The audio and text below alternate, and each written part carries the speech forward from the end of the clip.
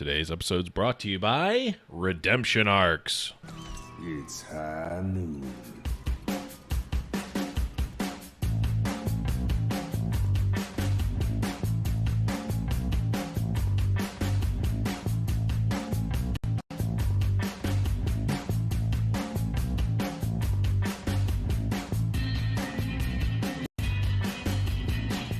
Hello, everyone, and welcome to High Noon Podcast, the competitive Overwatch podcast. I am your host, The Blevins, and with me, as always, is the new lease on life, Deathblow. What's up? Born buddy? again, born anew. Born anew. You know what? I'm just gonna cue this one up now because we might as well get everyone Just used loop to it. it. Just loop it. I'm putting the hat on. Everything's coming up Outlaws. It's true. Everything is coming up Outlaws this week, and man. And I'm enjoying it while it lasts. Yeah, that's true. They've got we were talking about in the pre-show. They've got a pretty, I'll say, soft lineup for the rest of the stage, but they could definitely throw it at any time. So definitely want to live it up while you can. But we'll be talking about that much more in a bit. Let's do a little bit of housekeeping for this week. Remember, guys, all of the shows are now on Spotify. So if you like Spotify or you want to try Spotify, search High Noon Productions on Spotify. You will find every single one of the shows. This one, Around the Payload, Blackwatch Report, Foul Play, all the goodies are going to be there. They already are on there on Spotify. Make sure you subscribe to all of them to get all of the news across all of the Overwatch outlets.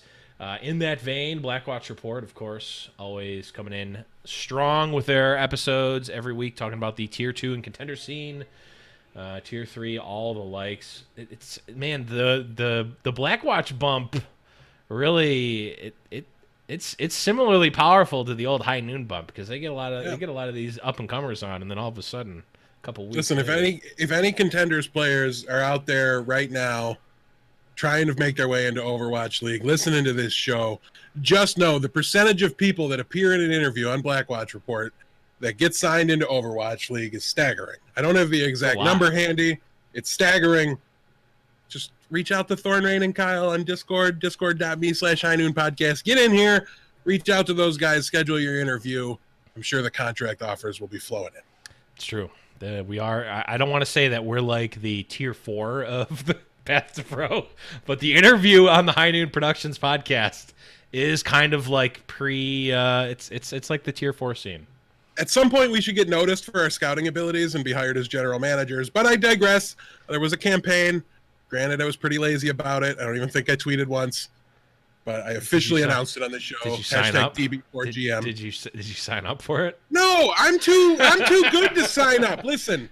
If they want Big shot at him. abilities, Big timed him. If they want my abilities, they can come. They know where to find me. Our email, Right. highnoonpodcast@gmail.com. You can tweet me at HNPDeathblow anytime. I'm more than happy to run your Overwatch League team for you. Just give me a shout. There you have it, folks. You can get the best of the business right here, and he will still wear that dumb Outlaws hat the whole time, regardless of which team signs him. I will sell my soul to somebody that sends paychecks my way. So let's just Hold throw it out there. on. I don't have to wear the hat all the time. Hold on. What if you got an email from Huck right now? Oh, I would have a very colorful reply for anybody that works for Robert Kraft. I was gonna say, would you sell Put me your soul? Put me in a room with Bobby, Huck. You put me in a room with Bobby so that I can speak my mind, and maybe I'll be a consultant. Just start screaming at him.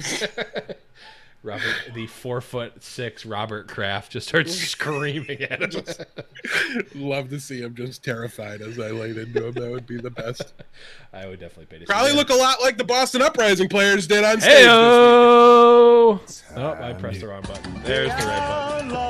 It's okay. The Outlaws are coming, drowns out all of their sounds. True.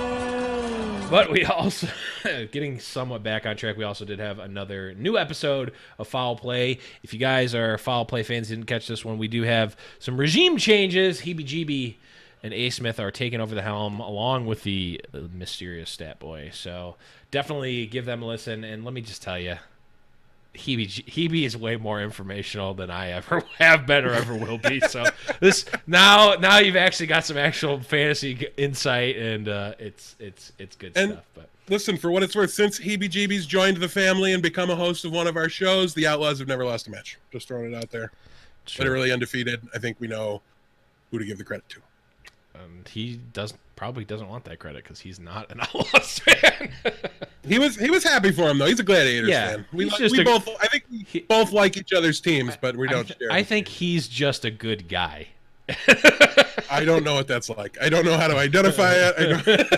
I think Heebie-Jeebie is just nice. Basks in the success of others, like probably normal humans do, but I know nothing of that as well. But let's talk about what we did last week. DB, anything fun and exciting happened for you besides your stupid Outlaws winning games? I mean, I was just enjoying Overwatch League this weekend. I had no. I've been playing a lot of Dauntless. Just kind of doing some gaming. Sweet lasers. So yep, lasers. But yeah, no, just been hanging out, playing some Dauntless, and getting into. Man, I was like worried about this stage. I didn't think it was going to be fun, and I think honestly, it's been pretty entertaining, even without the redemption of my team. Right, like if you take that out of it, we've got a much bigger meta shift than I think we really expected. Things are definitely leaning right. Considering nothing changed, but yet we're shifting metas. We're getting, even if it's just Sombra for the most part, but even that's not exactly accurate. I feel like we're seeing more overall DPS compositions just based off the map pool, things like that. So things have opened up a little bit. Well, there's one team doing that in particular that wasn't before. But yeah, it's just been. I mean, I was genuinely not super pumped going into this stage, but now that it's on, now that it's playing out, and I think even if you took my team's success out of it this time around, I'd still be having a pretty good time with it. So I've been just enjoying Overwatch League, hanging out and playing some Dauntless. Yeah. So for me, the Raptors won the NBA championship. So good stuff. Makes up for all of the losses that Toronto Defiant are suffering right now. I can live through those because the Toronto Raptors, who I've been a fan of since I was 6 years old and they started as a franchise, I actually, over in the corner of my room, the other corner that I couldn't possibly get to right now, I have an old like Raptors basketball that's like sun beaten and worn because I've had it for 20 years. 20 minutes because you got it at the garage sale today on your way home from. No, I've literally had that since I was 6 years old. No, I feel like they don't make those anymore. It's a huge sidebar. So we definitely don't. They definitely don't make the one that I have because it's the old Raptors logo, the old purple and black and red, which I loved, but no one. I just feel like I don't see those novelty team basketballs. They used to be everywhere when I was a kid. Maybe they're just for kids, and that's the arcade. The arcade is gone the way of the Kiwi. That makes sense in a lot of ways. I think it's probably the biggest. The biggest source of those novelty team balls is arcades. Maybe Dave and Buster's has one, but I haven't been to one in a while. But if we're gonna go on tangents, we might as well go on interesting ones. But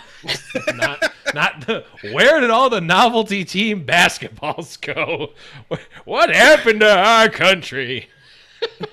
This is the complaint that we have. But let's go on and talk about news. Got a couple of pieces of news here. I'm not guaranteeing any sort of relevance to these, at least not yet. We'll start with the Shanghai Dragons bit of news. Guardian has left the Shanghai Dragons. I mean, a player that wasn't seeing the stage left the team that is middle of the pack. They're doomed. Okay. I mean, the only bit of commentary is that I guess it's nice, or maybe not nice, but it's teams are not going the IDDQD / Mendo way of just. I mean, I guess they're not necessarily in year contracts either. I don't know, but teams and players are not sticking with these players that they signed just because they signed them. They're, freeing up roster space. They're making moves, etc. So it's not a good or a bad thing necessarily. I think it's just healthy for the league and the ecosystem of players that oh, well, the rosters are locked in for the year. We're not going to see trades, and they're not going to cut anyone from the roster because that's how we do it here. It's like, nope, this is just going to end up being like a traditional sports league where players come and go. There's signings, cuts, etc. Yeah, normally I'd be maybe a little worried about what they were going to do for a backup, but they've kind of been not playing. I don't feel like Aguri hasn't been on the stage very much, so No. she's not even really been their diva player, and she's still there kind of to be a backup. Trying to think of who they're even playing on diva at the moment. I'm blanking. Maybe it's just DM, but yeah, I don't know. Anyways, but yeah, they technically was their backup, flex tank. When you look at their roster, they have Gamzu at main tank, and then Giguri is that flex tank. So maybe if we get back into a more traditional 2-2-2 meta, maybe they're short of backup. But for right now, like you said, they weren't using them. They have another flex tank, who, in my opinion, I mean, we didn't get to see a lot of Guardian, but we did see a little bit. I feel like Iguri is a better player, so I think they're still reasonably well staffed. Normally, I do like to see teams hold on to backups because you never know what can happen, right? But yeah, I don't know. At the end of the day, this one feels especially like it's not going to have a really much of an impact at all on this roster. Yeah, it's good to have the backup, but when you're in a time where it seems likely that stage 4 is going to be a different meta, you might as well leave your options open rather than keeping the. I don't know. That's at least the consideration for it. But the other piece of news we have here is that Rain has joined the Florida Mayhem, I believe, from O2 Ardiant. Is that where they came from? I'm fairly certain. Yeah, according to Discord chat. Let me double check on that. But yeah, that's definitely the addition here for Florida. O2 Blast. O2 Blast. Okay. Yeah, so another player here for the Florida Mayhem. I mean, we were talking about this before. Not really going to be a starter for Florida here, and wasn't even really a starter for O2, right? I don't know much about Rain personally, but our Discord was really talking about him like he was kind of the second best main support on the team, and I'm pretty sure the reason I don't know much about him is because he wasn't playing the little bit I got to see when we did go to Korean Contender. So this one is a little bit of a head scratcher for me. I mean, there's some good memes. There's GIFs from, it don't rain, that sort of thing. So I like it from that perspective. But Florida just, I don't know. We were promised irons in the fire. We talk about it a lot. These are irons in the freezer is what it feels like more than anything. Or at least irons out in the rain, I think, is at least completely accurate. I mean, I would be more excited about this if the fact that Tezande came up as a picture when I Googled Rain Overwatch meant that they actually signed Tezande. He does play Overwatch, actually, on Twitch. Like, that is literally Can't rule it up. Have you seen Tezande and Rain in the same room at the same time? I don't know. No, but I have also never seen them in the same ranked game because Tezande might be the only player in the world that is lower ranked than I am. Yeah. Actually, I haven't seen him play in a long time, but when I did, I saw him play a while ago, and he was not great, is what I'll say. But yeah, so I mean, the one caveat is that we've said, the same thing about Jonak, right? Like, yeah, like I'm not saying it can't work out. I'm not saying it can't be an upgrade for this team. It's just not an exciting one. And honestly, it's really hard to be exciting when you're signing a main support player. So we just kind of need to really assume things are that he stood out for them in tryouts when they had him in, and that listen, Chris has not been great for Florida. He is definitely part of the problem, but my issue with the signing is less, they signed Rain, and I don't think he's that great. Like I said, I don't know a ton about him, but my issue is that there's other holes on this roster that seem more important to fill. They're playing Byram right now, and I don't see it. I don't see him as being better than Hagopwen. But Chris has been lackluster, but so is Zephyr. There's just issues to me that are more prevalent and more important, or should be more important to this team to get them fixed.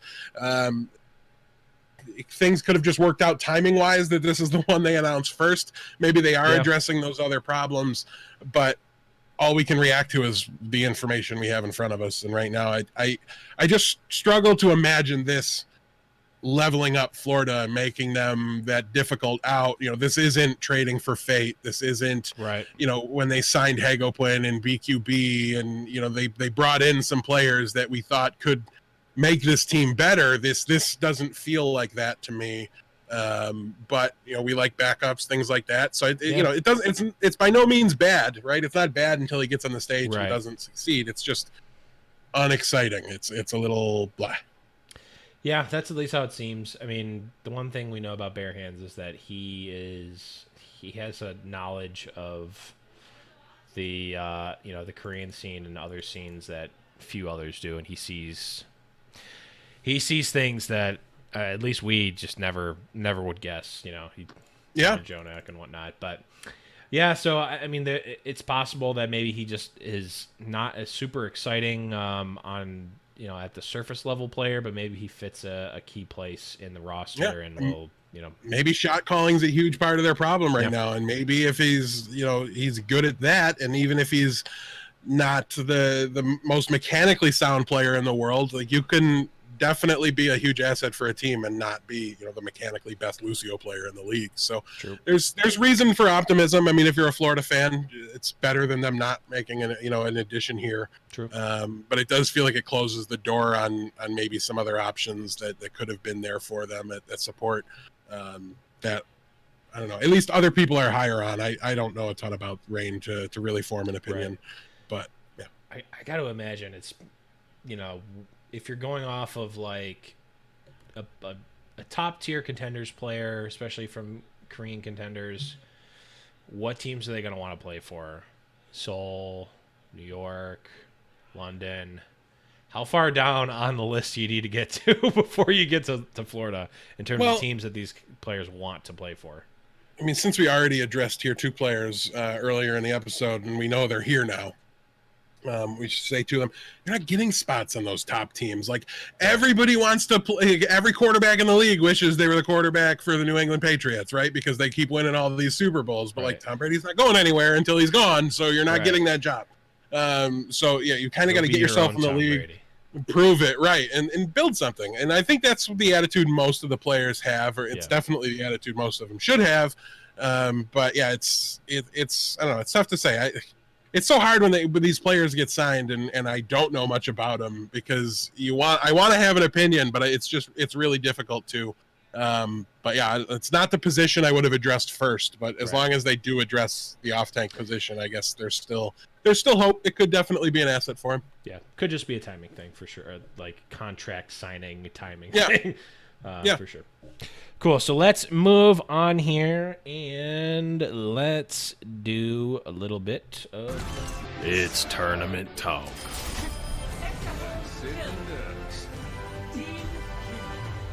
Oh, let's talk about the matches that happened starting on Thursday, June 13th here. And let me just start it off here. The Outlaws are coming. Houston Outlaws win 3-2 over the San Francisco Shock. The match of the week may have been on Sunday, but the official match of the week may have been on Sunday, but I think it started off right there on Thursday. We also had Shanghai Dragons win 3-2 over the Atlanta Reign. Chengdu Hunters beat the Dallas Fuel 3-1, and the Vancouver Titans eking out a win 3-1 over the Hangzhou Spark. On Friday, we had NYXL win 3-1 over the Paris Eternal. London Spitfire takes out Toronto Defiant 3-1. Houston Outlaws really taking it in again, 4-0 over the Boston Uprising. Los Angeles Gladiators winning 3-1 over the Philadelphia Fusion. On Saturday, we had Hangzhou Spark win 3-0 over the Washington Justice. Seoul Dynasty taking out their frustrations and anger on the Atlanta Reign 4-0. Vancouver Titans, as Bob may have predicted, winning 4-0 rather against the Dallas Fuel. And Los Angeles Valiant winning 3-1 over the Guangzhou Charge. Rounding out the week on Sunday, we had the San Francisco Shock win 4-0 versus the Seoul Dynasty. Paris Eternal getting the win 3-1 over the Florida Mayhem. Philadelphia Fusion getting a 2-1 victory over the Boston Uprising. And the final match of the week was the Los Angeles Gladiators with a 4-0 victory over the Washington Justice. And I'll just play it one more time because just get it out of the way. The storyline to talk about right now. Yeah, man. It was doom and gloom for a whole stage, more than a whole stage. This whole season almost. What happened, man? Your guys are out here. They're coming. The Outlaws are coming. Well, listen, it felt like it was the whole season because of how bad Stage 2 was, but it really wasn't. I mean, this was a 3-4 team in Stage 1, which was a GOATS meta. They didn't have to be as bad as they were last stage, but they also kind of just did what they refused to do in Stage 2, right? They came back from the break and they decided, let's play our strengths. And Linkster stopped coming out of the lineup. They hadn't committed to the Dante decision until map 4 started, basically, against the San Francisco Shock. They came out, they won a close but decisive control map against San Francisco. They'd been a good control team in the past that fell off the map when they refused to play DPS on it and just hard stuck themselves on GOATs, even in Koth, where it was very viable and very possible to play the DPS compositions. They stopped doing that there. They win that match. Then they come back, and the next 2 maps were brutally bad. I mean, they got crunched by San Francisco in those 2 maps. But for map 4, they bring Dante back in. They full hold San Francisco on Havana, and then they're able to push through, go into the tiebreaker map. And I mean, people kept telling me about it, how it's like it's a Stage 5 curse. They can't win there. All these things, like, yeah, their record was bad, but I never thought it was like a mental block or something that all of a sudden they're just a worse team when map 5 starts. It's that they buried themselves in poor decision making by that time, and they were just not playing comps that made sense, that didn't suit them. And that was something they did earlier on in the maps. When you roll out and you haven't lost a team fight yet, it doesn't matter who you're against. They're competitors, they're athletes, essentially, right? They hype themselves up, they go in pumped, ready for the match, so they're willing to kind of go out on a limb or play the flashy heroes a little bit more, because but then they get beaten down, and then they just, we've got to play GOATs, we just have to do it. They really did stop doing that. They're still playing GOATs, but now they're playing somber GOATs. They're doing it with Dante, Jake, and Linkser on the stage. It's really easy to say that Dante is the biggest reason why they're succeeding. And listen, his Somber was great this weekend. I'm not faulting him at all. Obviously, he was great. But to me, there's 2 big reasons why all of a sudden they're finding success with any sort of GOATs-based composition. Their names are Linkser and Raucus. Both of these players this weekend were absolutely. It was like they flipped the switch over the break. Raucus comes out, you can't EMP the man. His positioning is way too good. He's always hidden. The trans is always coming out right as the EMP is, whatever it is. He's just positioning great. They're playing a lot more Ana when they get the opportunity, which suits Raucus much better than the Zenyatta does. And he's been able to really just perform well and play very well in his role within the team right now. And then Linkser apparently went to tracking school in the break, comes back. His Zarya looks great. He was dumpstering people with Tracer this weekend as well. Like him versus Blase, we saw some Tracer versus Tracer in that matchup. And it's not Dante playing it, right? He was still on the Sombra. This was Linkser doing it, somebody that they tried using on Tracer last season, and it didn't work. So he clearly put in a lot of work, worked on his tracking, and he came out looking great on those 2 heroes in particular this weekend. And I think those 2 are a big part of the reasons why all of a sudden Houston's able to contend with top teams, and why they're able to put away teams that are really struggling and tinkering with their roster when they shouldn't. So yeah, that was kind of the story of the weekend for them. Listen, it's also worth noting they were officially sold over the break as well. So this is kind of their debut after a little bit of a weight came off their shoulders. Now they're going to get sold again, but they're no longer under the old organization that had to have had them under like a huge gag order, and things were probably just super stressful. They're working with and answering with people who are like basically on their way out the door, right? Yep. Before this match happened against San Francisco, I think Flame tweeted like, day 1 without shackles feels pretty good, right? So like clearly this was something dragging them down and really affecting them. And you'd like to think a team would be able to kind of put that aside, especially the players, right? But Inflame has been able to open up and talk a little bit more. And apparently they made plays to sign Krusty when he became a free agent, right? Like they tried to get him, I think it was. And then Junk Bunk was another one. They tried to sign him, but the salaries that were offered by the organization that was for sale were just so low and non-competitive that they weren't able to do anything with their coaching staff. So they claim they're understaffed in coaching. It's hard to argue with them when you compare the size of their coaching staff versus some of the others. Right. They had Kai last year. They lost him.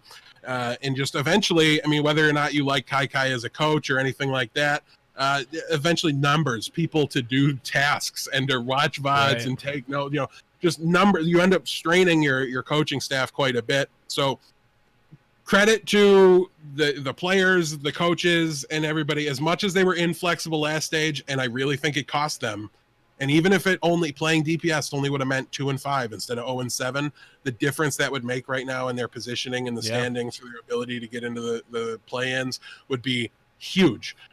So if they're going to accept the fault there, they got to get the credit here too, where it's due. Right. Because they came into this stage and they revamped their mindset. They were willing to adjust. Jake said in his interview after San Francisco, they never scrimmed with Dante on Havana. They never scrimmed with Dante. Well, maybe on the Koth map, because I'm sure there's some Koth maps he plays. But so they were willing to try strategies that they didn't practice because they felt right in the moment. It felt like what they needed to do to win the game in front of them. And that's what a novel idea. Crazy. They finally got to the right answer, and it worked for them. Things clicked. Linkser can't leave the stage. Why didn't we learn this? Week 2, stage 1. We've been talking about it for over a year now. I thought we did, right? Even if it doesn't suit his heroes, give him the chance to add those heroes to his pool. Let him do it on stage. It's still going to increase your maximum output or your maximum upside, whatever it is. You're just going to be a better team with him on the stage than with him on the bench. So they're playing the roster. They're leaning into their strengths. In short, they're doing what I was so frustrated that they didn't do last stage. And maybe the maps are more friendly to the Sombra, so it makes them more willing to want to do it. They're not the only team, right? We kind of assumed New York was doing it because they wanted to keep SBB somewhat fresh, so if he was needed later. But maybe they just read the tea leaves too and said, no, the maps this stage are really good for the Sombra comp. So this is what we need to do to run that as optimally as possible. If we ever need to switch off of it and go back to traditional, they would sub Meko back in, I'm sure. But for right now, at least, the teams that are having success are the ones that are embracing the Sombra composition, are running it well. And just that includes Houston. Dante, there's a reason Dante was the one player in the entire world that I was like, if Houston can just get this guy, I think it'll fill their holes. It'll make them much better. And here we are. And we're maybe starting to see it because they're finally getting everything figured out. What this means if we do go back to 2-2-2, I don't know. If you can't play 3 DPS players in that meta, right? Maybe you can if Linkser and Dante are capable of their off-tank positions, but you have 2 off-tank players on the bench. So I don't know how long it lasts, but at least for this stage, they seem to be in a good position with a soft schedule, and I think they're going to be able to make a bit of a run, undo some of the damage last stage. And I've said multiple times their season was over, but now that they're actually turning around, and now that you can look at the schedule and go, is this really, like, they could very easily, without stretching much at all, be a 6-1 team going into stage playoffs this stage. And when you can actually look at the schedule and see that, and it's not crazy, and then you flip over and you look at the standings for the season, it's a completely different ball game. I mean, they really are in a position to try to make a push and to try to do something here. So hopefully, we look at Toronto, who holds the last spot for the play-in. They're 7-9. So Houston sitting at 5-12 is not far off. No. I mean, their map differential sucks, so they've got some work to do there. The 4-0 against Boston was very big in that regard. So there's a lot of work to do. I mean, the Valiant aren't even necessarily out of it. And when we get to the end of the season, if either of those 2 teams are in the playoffs, as happy as I would be if it was Houston, I'm still going to be talking about why did we allow this to happen, where you can go, 3-4 what was 3-11 over the first half of the season and still find your way into the playoffs. That doesn't make any sense. But it's the rules. It's what's in front of them. It's the task at hand. So I root for them. Go do it. But yeah, maybe that's a signal that that's a little too lenient if these are teams that are still in the running. The first half of the season just doesn't matter at all. It's irrelevant. Yeah. At least it's working for me right now. I'll say True, it is working in your favor right now. One thing you mentioned, Boston, the win against Boston. We'll segue into talking about Boston in just a second, but one thing we talked about earlier before the show was you being super happy about the win, and I'm like, yeah, isn't it crazy that you guys upset San Francisco? And you go, no, I'm happy that we beat Boston 4-0. Yeah, and of course, that's because you hate Boston. Yes. But on a more serious note, well, I mean, that is serious, but on a more relevant note, it harkens back to what we've been talking about for years, is that it's not necessarily the upset win against a, air quotes, better team, which I think most people would argue San Francisco is better than Houston. I'll even argue it. Yeah. Sure. San Fran better than Houston. This was very clearly an upset. It's not those that make a solid team. It's the winning the games you're supposed to win, which is the win over Boston. We saw maybe we'll segue to this instead. We saw Atlanta Reign with the upsets over NYXL. And now they're really not performing.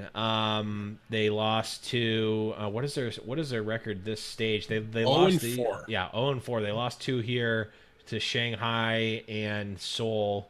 I don't remember who they played last week, but they had the good match. They had San Fran and Vancouver last week. Oh, okay. So they had those made sense. Yeah, those made sense. Going into this week, I really highlighted Atlanta, and people were really picking them. Like they went 3-2 against San Francisco. It was 3-1 against Vancouver, but it was really close. Like if they can play those teams that way, and listen, but at the same time, those same people were like, oh well, New York just didn't prepare for Houston and all these things, so you can't, I don't mean to blame that line of thinking or that logic, but this is why you kind of do a little bit, but it's understandable, right? Like it makes sense. Right. There's logic behind it, but it's just correlation isn't the same thing as causation. Right. And when you look at these results, you have to say, that going into this week, for example, I picked Shanghai to beat Atlanta, and I was very much in the minority on that. And my reasoning is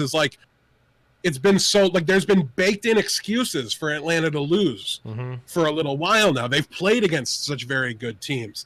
And yes, they were able to play up to them. I've watched a lot of sports in my time. I know there's teams that play up to good opponents and give them a game and all these things, but that doesn't make you a good team. Like you said, you have to win the games you're supposed to. And granted, Atlanta versus Shanghai should have been very close. They're two, decently close teams, but in my mind, Shanghai was just a little better. And until Atlanta Reign proved it, they really needed to come out this week and win these games. And if they won these games, they'd be their stage would be flipped on its head. They'd be in control of their own destiny, talking about making it into the play-ins or something like that. And now we're looking at them like, are they the Houston Outlaws of Stage 3, right? Are they that team that's just gonna tank out and have a winless stage? And it's the same reason why going into this stage, everybody was, what are your power rankings? Where's San Francisco? And that's why they were my number 3 team. They hadn't sustained success over the course of time. You can show flashes all you want. That's great. But like you said, you have to put away the opponents you're supposed to beat. Right. And you have to do it convincingly if you want to be thought of as a competitor, as somebody that deserves the benefit of the doubt. You need to do that. You need to do it over the course of the whole season or over the course of a long stretch of time.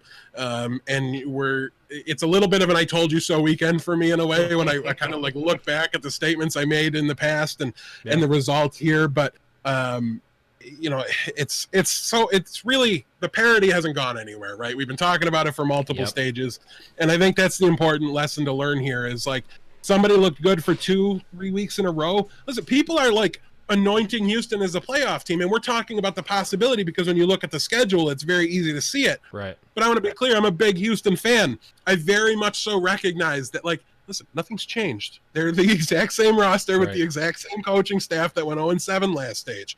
Yes, they should. I think they're favored in every match going forward based off of what we've seen so far. Right. But they could very easily just tank again, right? It doesn't have to continue. It doesn't have to keep going. Mm-hmm. Hopefully it does. I would love for it too. And I think there's a really good chance that it does in this instance. But it doesn't, it's not a thing, right? It's nothing's set in stone. They beat San Francisco. People looked at the schedule and they're like, 6-1, 5-2, like playoff team. And they hadn't even played Boston yet. And I'm just sitting there like, calm down. They won. Yes, they won a game. It was the first one in 9. Like, but that you can't just go from, oh, we lost 8 in a row to we're in the playoffs, guaranteed, lock it up. That's not. It doesn't make sense. There's Clearly, no logic in that. You've never been on Reddit before. Right. Well, I mean, you can say whatever you want, but for it to be accurate or true is a very different story. You are what your record says you are after everything's all said and done, basically, right? Like it's you have to use kind of hindsight to know who the best and the worst teams were. And that's why I was refused to consider them one of the bottom 2, bottom 3 teams when I did my power rankings with Houston, because I'd seen a season and a stage of them not being a bottom 2, bottom 3 team. To me, there was no reason to expect them to have an 0-7 stage coming into stage 2. And here we are. I'm not surprised they were able to put a couple wins together, because I never thought they were a roster deserving of being a basement dweller. So I'm at the same time not willing to anoint them a playoff team. But I mean, they just went 2-0 this week, so I'm going to be loud about it because I'm a fan. But if you ask me as an analyst, what is Houston right now? They're a good roster, or a decent roster, a middle pack roster, performing well in this meta with a terrible record. I mean, that's just kind of the story, because you are what you've put together, what's already happened, and what your record says you are. And right now, their record says they're not a playoff team. So until they are a playoff team, we can't just give them that pass and put them in. Right. I mean, these next few weeks are actually going to be the most important for them probably in their whole season, because this is like, these are your layups. Like, you've got to make your layups to win championships and get in the playoffs. Like, if they lose twice this stage, 2 more times this stage, they won't make the plans. It won't happen.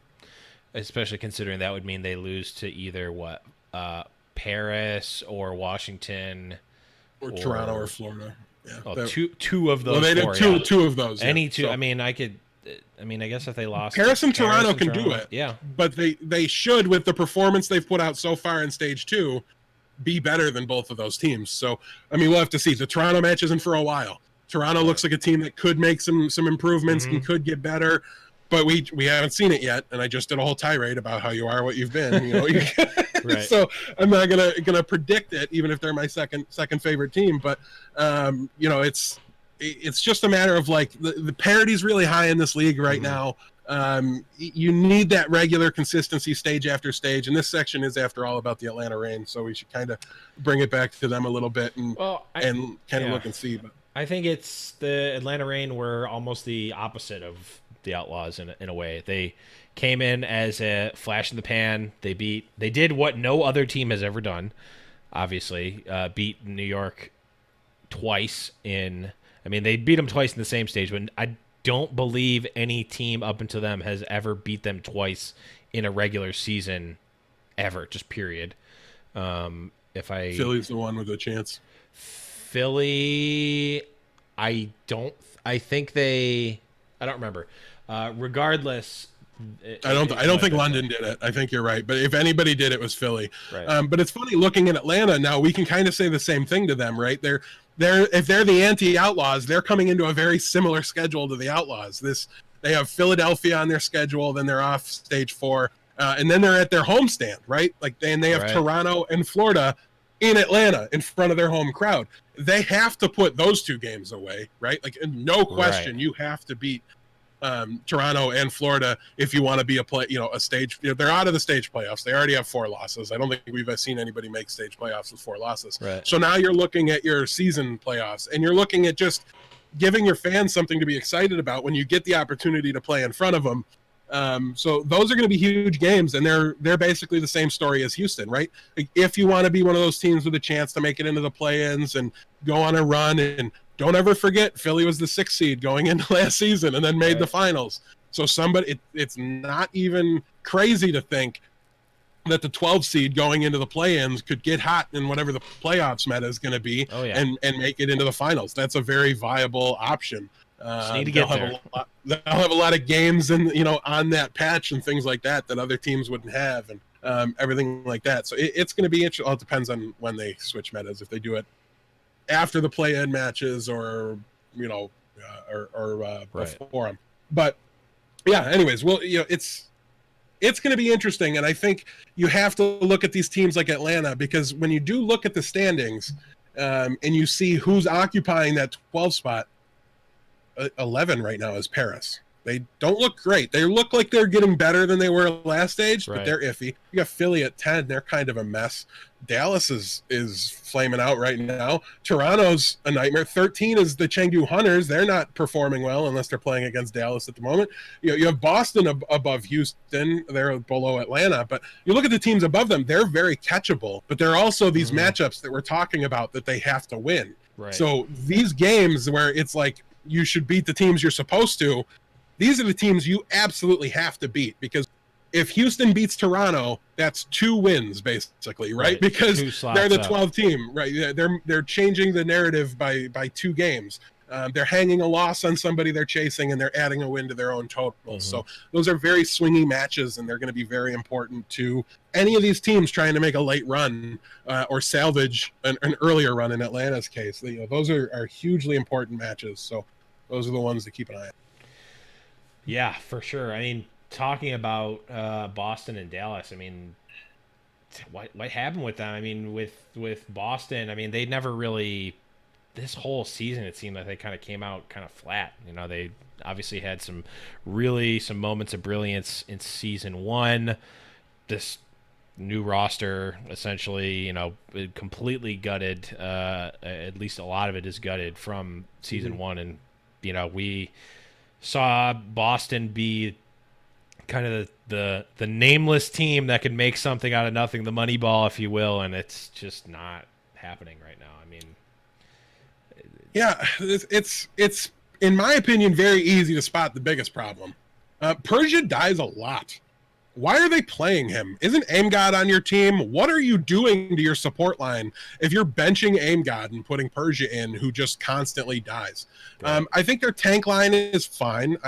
I've been rough on RCK, not because I think he's bad, but because I think he got a lot of credit for being great. And in fact, he's been mediocre to below average on Diva. Early on, he looked very strong on Sombra, but now Sombra is being played by DPS players, and maybe it doesn't look as strong anymore. But the number one thing is their support line. I think Alamau is probably a little bit better than Kelix, so I would love to see them just stick with Alamau, and there's no reason for them to play Persia over AimGod under any circumstances. But this is what happens. Basically, going into this season, who were their best 2 players? It was Note, and it was AimGod. Where were they? You traded one away, fine. You got an asset. And Striker too. You can argue it. Well, Striker, but he was gone before the season. So going in what we expected them to be, why aren't they that? Well, because their best 2 players, the reasons to have confidence in them, the reason to think they were going to be able to perform well, and that the other pieces would do okay, was because you had Note and you had AimGod in very crucial positions that are able to boost and help the rest of your team. Now they're both gone. Now they're in my opinion, significant downgrades. Right. AimGod to Persia is a massive downgrade. Note to RCK is a very significant downgrade, but I'm going to stop beating up on RCK because it's not his responsibility to make Persia not stand in sightlines and stuff. But so it's really hard to judge him when there's such an apparent weakness on the team. But what are they doing? They're volunteering. Like, teams just watched Houston mismanage their roster. Like, how many? We've been talking about it all stage 2. Who were the teams that were rallying? It was Hangzhou. They were looking really good. Why? Because they stopped swapping their main tank every other map, because they finally settled on a roster, let the guys improve, work together as a unit. And now we've got a couple of teams doing the exact opposite. And and especially in Boston's case, at a position that they were never weak at. Right. There was no point in time when AimGod was the problem for Boston. None. Right. So why are they doing this? Well, we also have Seoul, who's just hot swapping their whole roster. And they got 4-0 this weekend. Yeah, but they also 4-0. Wait, did they? Yeah, They 4-0 Atlanta and got 4-0 by a shot. So, it's a push. At least they're doing something cohesive. They're not it looks more like a plan than like you know what, takes you back seas. Let's just keep swapping it out. It's like well. And they're the exception, not the rule, right? And there has to be an exception that proves the rule. And honestly, I'm not sure Seoul's even that, because let's see them come playoff time. Let's see them at the end of 4 full stages of other teams working with a solid set roster and having good team synergy. And then you have Seoul shuffling their roster together. The only they're like a commander deck, and Ryu Jae-hong's the commander, and he's just always in play. You can always cast him from the command zone. Yeah. So he's the only one that's consistent in their roster. They even completely hot swapped against San Francisco at halftime. Didn't do him any good.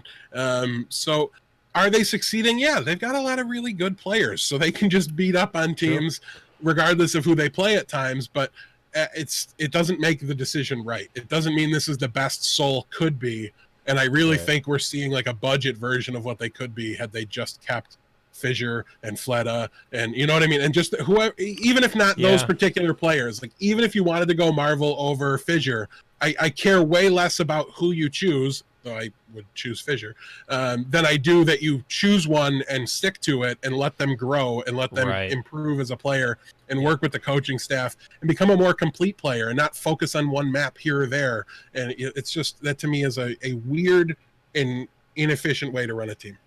Yeah, we saw Fissure play in one of the hot swap matches, and he just looked like a shell of his former self. Like he just, when you're playing at peak performance and you're playing every week and you're doing all the hours of scrims and you're the starter and you've got the team on your back and all these things, like you're able to make those like heads up crazy plays. Like, don't get me wrong, Fissure wasn't like god awful. Like, he's still a professional Overwatch League player, but like he's not that anchor for the team when he's playing one map out of, he's playing 3 maps a stage.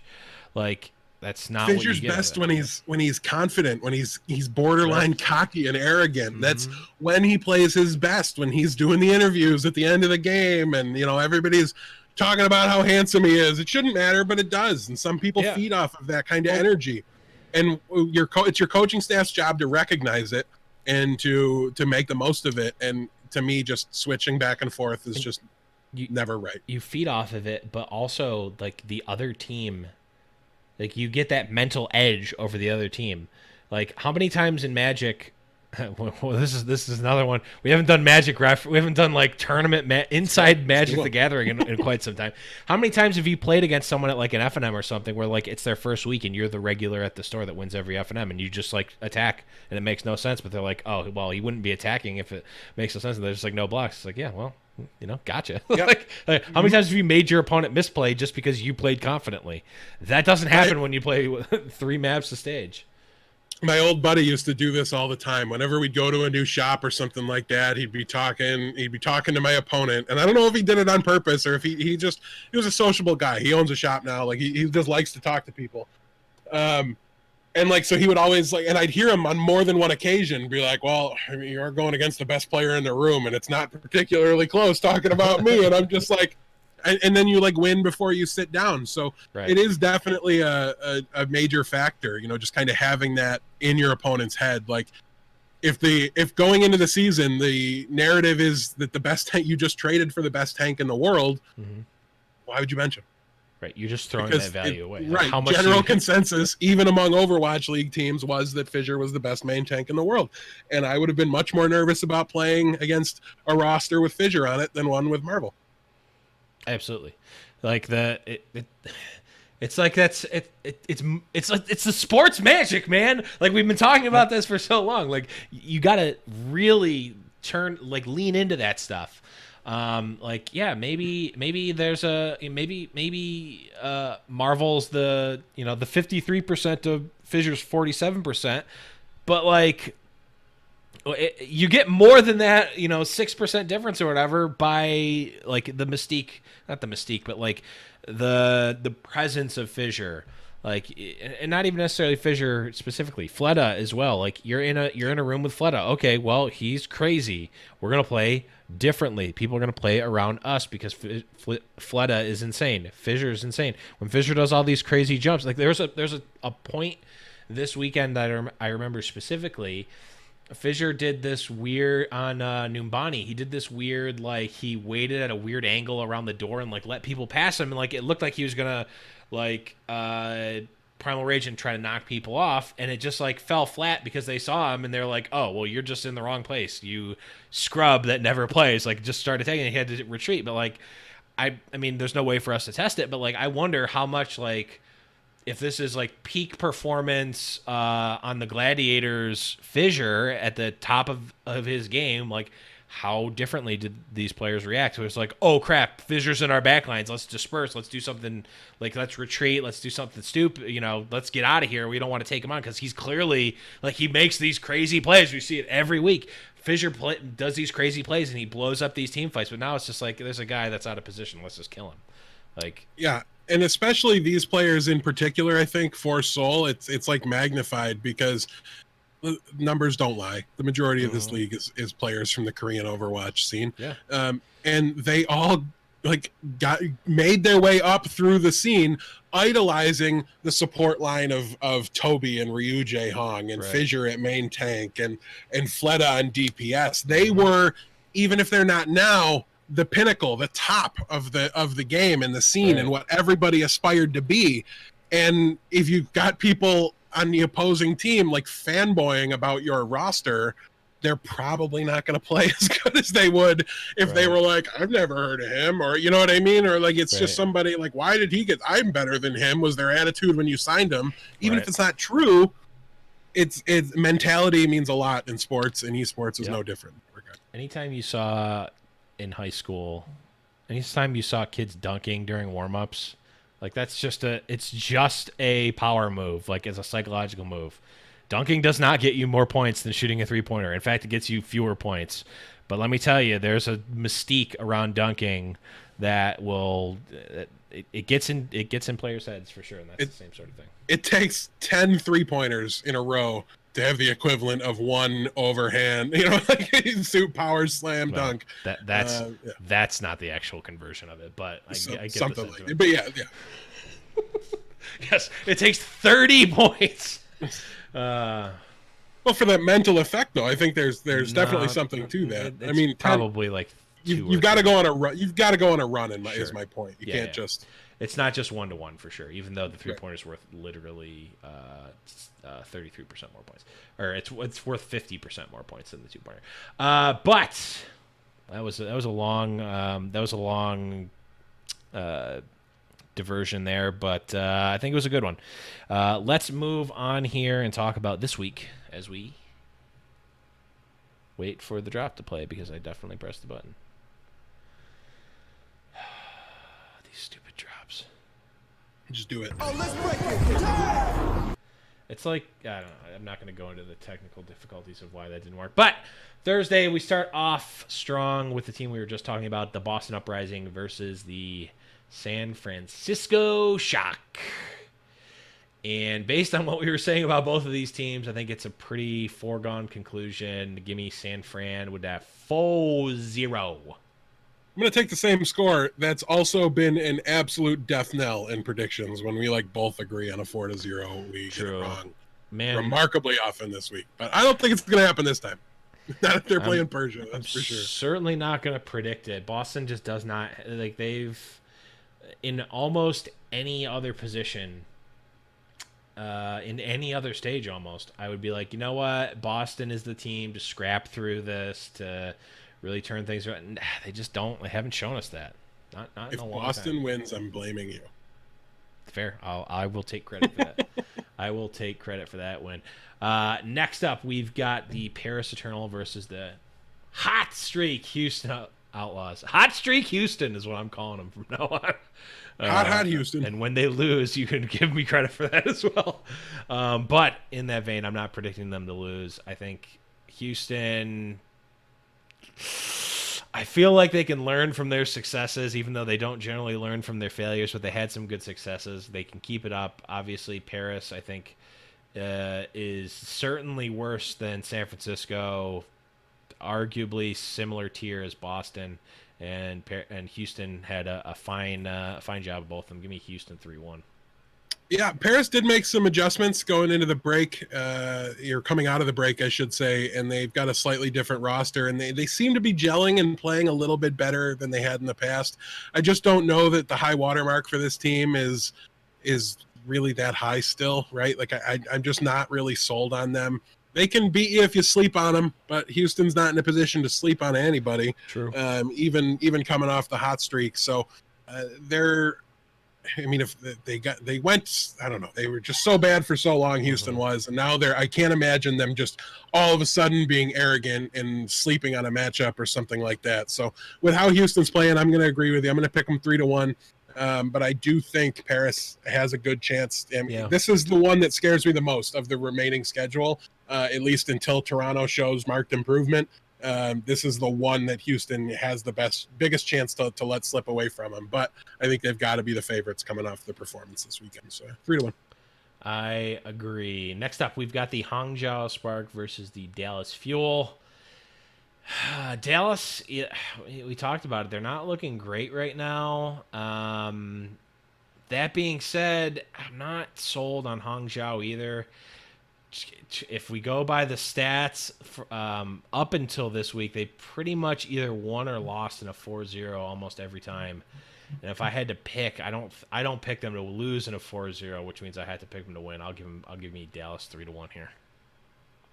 Yeah, I've got to go with Hangzhou. Dallas is a little bit ill-equipped. Like, this is the one area where that trade for Note maybe hurt them a little bit, because now things are moving into that Sombra meta kind of unexpectedly, and Note really doesn't have the ability to play that at the level that RCK was able to play it. Right. And we talked about how DPS is really the biggest weakness for this Dallas team, and to me, I think what they need to do is kind of apparent, right? Like, they really just need to let AKM play the Sombra and leave and let Note play the Zarya and do it that way. I think Note would be much better equipped than the Zarya. We've seen it a little bit. It's a small sample size, but until they kind of arrive to that conclusion and I get to see what they're able to do with it, I've got to pick Hangzhou, who's kind of a hot team right now. They're really performing pretty well. They closed out last stage beating Seoul. They beat Chengdu. They were able to put away Paris. So they're on a bit of a hot streak at the moment. They 4-0'd Philly. Really, other than like losing to Vancouver, which makes a lot of sense, they're finding ways to win games. Maybe not with the most convincing scoreline, but I think they'll be able to do that here as well against the struggling Dallas team. I'll take Hangzhou 3-1. Yeah, this is definitely a close one for sure. Do we want to bust out old Coiny McBeard? Well, I think we always know that it's going to pick the exact same thing every single time I flip it. I don't have a dog in this horse. Who do you want to be heads? Heads for Hangzhou. Hangzhou heads. Makes sense. We've got tails, so the coin is believing in Dallas a little bit. Dally. Give me some Dally love. All right. Moving on. Last match on Thursday, we've got the Shanghai Dragons versus the Los Angeles Valiant. Valiant, they did get a dub this week, or rather last week, versus Guangzhou. They've definitely shown market improvement. We talked about them being out of it, but they're really not. So they definitely have something to play for here. That being said, Shanghai also, the same boat, have really gotten better. Obviously since season 1, but they just have a solid roster right now. I believe the last time they played, Shanghai took this one. Maybe they didn't. I feel like I remember them playing before, but maybe not. But regardless, give me Shanghai 3-1. Yeah, I mean, the Valiant, nobody's talking about them like they're talking about Houston, but they really are kind of on a similar trajectory. The main difference between these green teams is the quality of the opponent that Houston's been able to unseat. Like Valiant, this stage they lost to Shanghai, and that would have been like, that doesn't add up, right? Like, you've got, in comparison, Houston lost to New York. So I do think Houston's slightly in a better position than the Valiant, but definitely an opportunity here for LA to go on a run. And if they can kind of do what Houston looks like they might do with their easy schedule and erase some of these losses. Yeah. The problem is Shanghai is also looking really good, and Shanghai looks particularly strong in the Sombra meta right now. Custa and the Valiant have expressed their dislike for the Sombra style of play, so I don't expect them to really continue, and I think their story might come crashing to the ground this weekend because there are other matchups against Vancouver. So I'm going to start things out kind of the wrong way for Valiant fans, but I'm going to go Shanghai here 3-1. They're just better equipped for what this meta looks like it's going to be. But the Valiant have a solid chance here, right? Like Shanghai is far from a front runner in the overall scope of the league. Just in this matchup, they seem to be pretty. Could definitely be a good fantasy point getter this week. Yes. Let's move on to Friday. We've got the rematch here: London Spitfire versus NYXL. NYXL seemed like they took all of the fury of losing to Atlanta twice and took it out on the Spitfire last time they played them. I'm predicting a repeat here. Give me NYXL with the patented 5-0. London is a very difficult team to figure out. They just seem to be involved in these really swingy, like 4-0 matches. Week 1 was a 4-0 win and then a 4-0 loss, and I don't know what London are in this meta. Theoretically, we saw them, and I'm blanking on the guy's name. Their DPS player that came in for Bird Ring to play. No. I'm blanking on it. I'll get there eventually. I'll find it. But they theoretically have some subs. Like if they want to commit to the Sombra composition, I think they've got a decent chance to do it pretty well. It is Guard. Oh, right. Guard was who came in. And if they do that, I think they've got a decent chance here. I'm going to say they aren't going to get 4-0 this time around, but New York, I mean, SBB looked great in the, basically since the Houston match. And it's just been kind of smooth sailing for them at the moment. I think this meta suits them better than other GOATS metas have in the past. So I'm going to go New York here. I got them decisively winning here 3-1. But yeah, I think the Spitfire do have a chance, but I want to see that Guard sub come out from them because I don't think Bird Ring has the same level of Sombra play in. Right. So. Spitfire does always have a chance for Sunwise. It's one of those they play up. It's one of the OG baked-in rivalries, I think, in the league. I think NYXL traditionally takes the best of it, at least recently. I know they lost in Stage 2 of Season 1. They lost in the playoffs of Stage 1, Season 1. But for the most part, NYXL has been taking these, and most recently they took it quite handily. Was not particularly close. But next up, speaking of not particularly close, we've got the San Francisco Shock versus the Florida Mayhem. I think we can order ourselves a round of 4-0s here and move right along. Any chance for Florida here? I mean, rain can't even be in the forecast, right? Because unless the visa gets super, super fast tracked, like he's just not going to be. It's going to be the same Florida team we've seen. On fire with these. And it's definitely going to be the same team we've seen from San Francisco for a while now. They didn't continue to stumble after the upset, so I think there's no reason to expect anything crazy here. Yeah, 4-0 for San. Yep. Next up, we've got the LA Gladiators versus the Shanghai Dragons.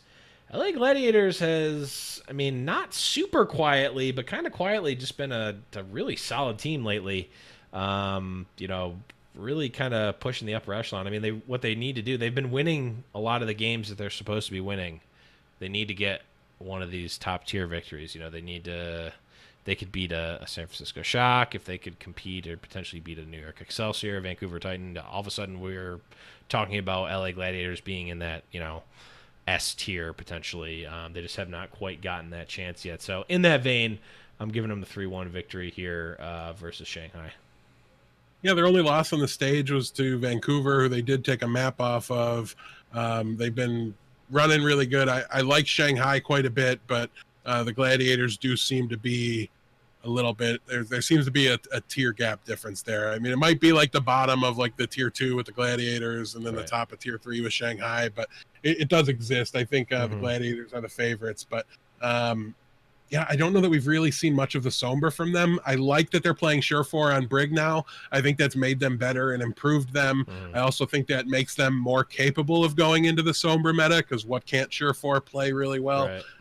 So I think they've done a good job, and they've got even if they don't want to play the Sombra meta, they have the flexibility to do it if Shanghai forces them into it. So I think that makes them kind of a safe pick here. But this one could be close. Doesn't have to be a decisive win for the Gladiators, but I will pick them to win 3-1. Yeah, another fantasy point getter for sure. Next up, last match on Friday, we've got here Chengdu Hunters versus the Vancouver Titans. Oof. We heard the word Vancouver Titans in the matches, and we did not hear another top 3 team as the opponent, so give me Vancouver 4-0. Same. Yep. On Saturday, we've got the London Spitfire versus the Washington Justice, and in a similar vein to Vancouver, we heard the Washington Justice versus a team that is not the Florida Mayhem, so give me their opponent. I'll take London. I'm not quite giving them the 4-0 here. I think Washington has shown some signs of improvement, at least a little bit. They've been competitive, at least on a map-to-map basis, just not really quite there to seal the deal. But I'll give London the 3-1 here. All Washington's shown me is the ability to draw a map. I am going to give London the 4-0. Ados continues to struggle on Brig. Janice is an absolute tire fire. Sam might just be bad because he doesn't have a main tank player for more than 30 seconds as the fights kick off. But otherwise, I just think their tank line is too bad. Their DPS core would be fine if they were allowed to play DPS heroes, but since they're not, Ados really struggled on Brig. It's been a rough go for them. So yeah, I got to go London 4-0. I don't blame you. Up next, we have almost the mirror match here. We've got the Atlanta Reign versus Philadelphia Fusion. We've got Dr. Jekyll and Mr. Hyde versus Mr. Hyde and Dr. Jekyll. Man, who's going to show up for each, though, is the real question. I'm going with the slobber knocker, the dirty victory here. I'm going to pick the Atlanta Reign 3-2, but man, I could see it going either way. It could easily be a 5-map extravaganza. I feel like this is one of those ones that could be like a 2-1 score, but go 5 maps. Right. Just have have 2 drawn maps in the middle of the pool.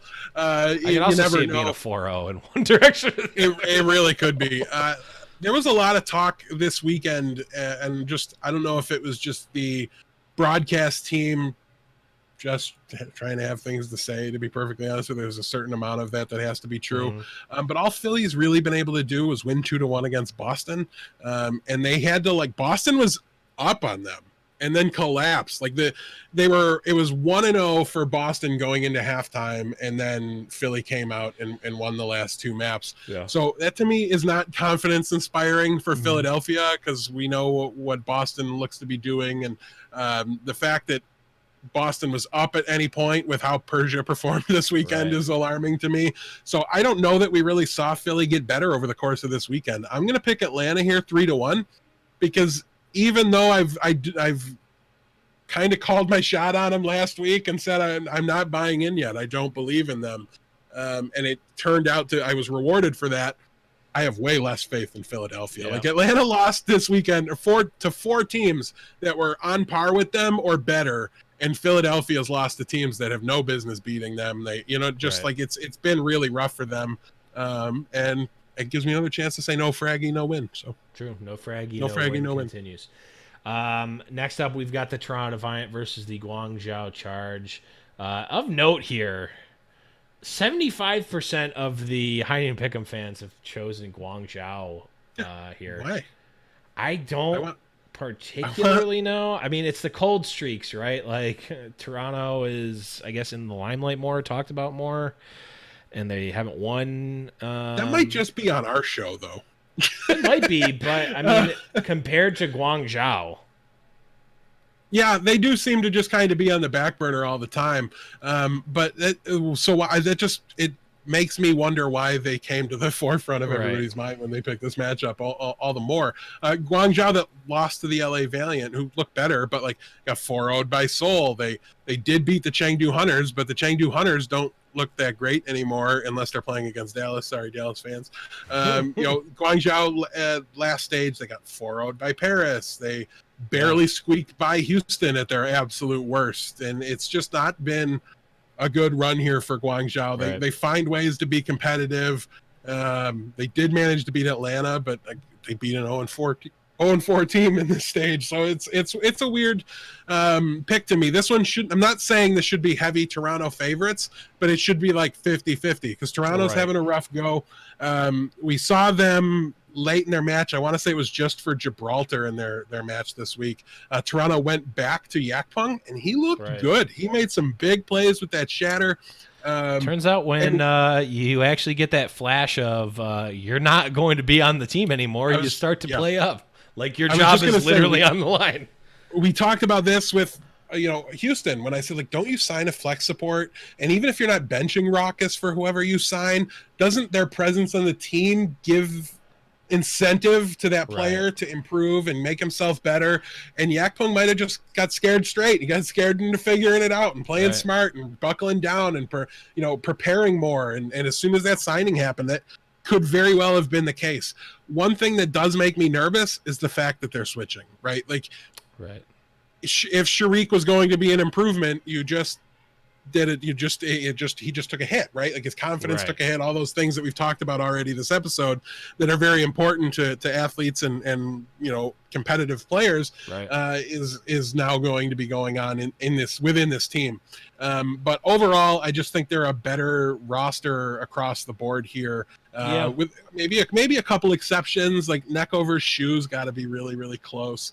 But I just don't fear Guangzhou in any capacity. And I do think there are players on Toronto that are worth being worried about and worth being concerned about. So, I think if they can get things figured out with that tank line and settle them down pretty quickly and decide who they're going to play, things could turn around for Toronto. It doesn't have to continue to fall down for them. But right now, this one is very close. And honestly, I'm going to pick Toronto if for no other reason than there's no reason this should be 75% in favor of Guangzhou. For the pick'em game purposes, you're getting very good odds here to pick Toronto. With that being said, all the things we talked about are definitely concerns for me for Toronto. I do agree that they are getting better. They are improving week over week. However, like every other team in the league is too. Everyone's getting better. I mean, Toronto has a lot of room to grow, but that means that they're further down than they might want to be right now. So I'm not in the position to make the call that they're going to be, this. I mean, this is definitely a get right week for them. This is a match this is one of those win the match that you should win. I'd argue that Paris was that 2 weeks ago as well. They didn't get there. London would have been a jump up for sure, but they certainly weren't favored here. This is a win. This is a win that they need to get, but I'm not quite predicting it here. I'm going with Guangzhou 3-1. Begrudgingly, I hope I'm wrong. But that does mean we're gonna bring out El Coinerino. And since tails never fails, and the only time we flipped it today, it came up tails. Toronto's definitely getting tails here. I mean, so tails for Toronto. Yeah, Toronto tails. The coin's going 50-50. Oh, the coin. Blevins, you ruined us. No, I tried to double unjinx it, and then you coined to triple unjinx it, which really just brings the jinx back. Oh, God, we biffed this one. We bamboozled ourselves. All right, well, maybe that's why. Maybe everyone was just flipping the coin, and the coin just said pick Guangzhou. Maybe that's why. Could be. They're using my coin. I definitely believe it. True. Let's move on here to the Hangzhou Spark versus the Seoul Dynasty.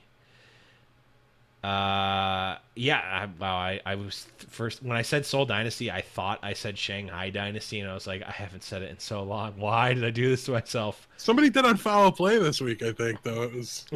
Smith said it on purpose because they were playing against each other. That's the only time you can play. Okay. Yeah. I mean, maybe he didn't say it on purpose, but they were playing against each other. So But yeah, of note, Soul is up 67% here in the fan vote, which I do think is a flip territory. This is, I think, much closer to a 50-50.